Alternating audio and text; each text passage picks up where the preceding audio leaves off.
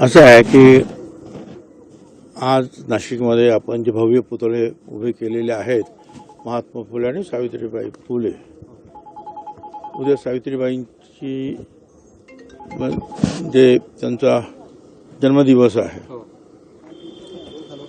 तर आज रात्रीच आम्ही नाशिकला अगोदर त्यांना वंदन करणार, सावित्रीबाई फुलांना, महात्मा ज्योतिराव फुलांना.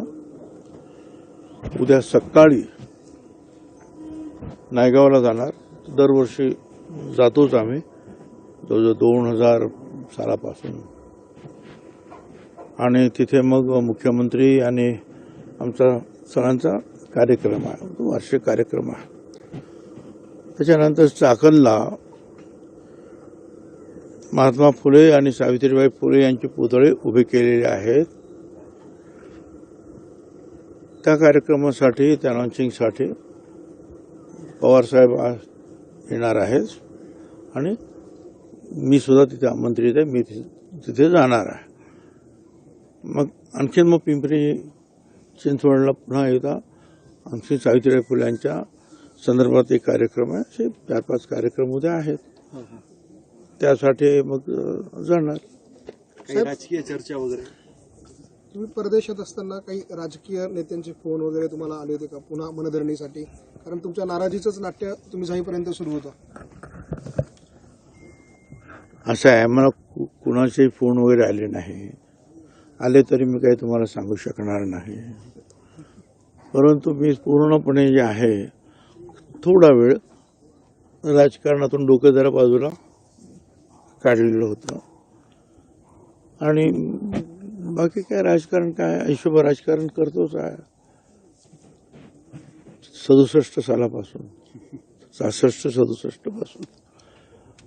तर ठीक आहे ना, थोडा वेळ त्या डोक्याला, राजकीय डोक्याला आराम सुद्धा द्यावा लागतो. देवेंद्र फडणवीसांनी तुम्हाला काही शब्द दिला होता, तिकडनं आल्यानंतर आपण पुन्हा तुमची जे मंत्रीपद असेल किंवा तुमचा सन्मानाचा जो मला आहे, त्यांनी मंत्रीपद वगैरे काय बोलू नाही, की ठीक आहे 7-8-10 दिवस थांबा, आपण नंतर चर्चा करू, एवढंच ते म्हणालेले आहेत. ते काही मला मंत्री करणार किंवा आणखीन काय करणार असं काहीही म्हणालेले नाहीत. आणि मी तसं तुम्हाला कधी सांगितलेलं नाही. थांबा, आपण शांततेने नंतर चर्चा करू. That's all. महाराष्ट्रामध्ये एका वेळेला एक यावे अशी चर्चा चालू काय? कोणाचे? अजितदादा आणि मोठे साहेब एकत्र यावे असे काल शिरवाळांनी केलं आणि अजितदादाच्या आईने पण परवा कुठेतरी बोलणं आहे. चांगली गोष्ट आहे. आमच्या शुभकामना आहेत, शुभेच्छा आहेत. धनंजय मुंडेंचं प्रकरण गेल्या काही दिवसांपासून सुरू होतं. आता धनंजय मुंडेंना रिप्लेस करायचं ठरलं तर भुजबळांचं नाव पुढे येतं अशी चर्चा सुरू झालेली आहे.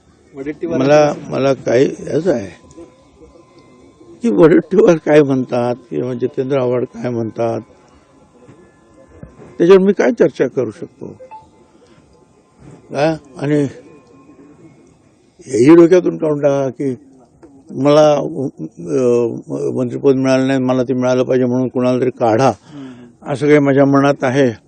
हे सुद्धा येणं अशक्य आहे.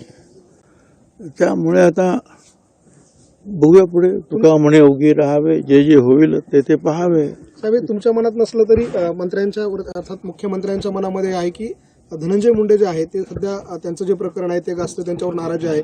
पण त्या जागेवरती ओबीसींचेच एक मोठा चेहरा म्हणून भुजबळांकडे बघितलं जातंय. असं आहे की मुख्यमंत्र्यांच्या मनामध्ये हे आहे, ते ओळखणारे मनकवडे आपण कधीपासून झालात की त्यांच्या मनामध्ये काय आहे.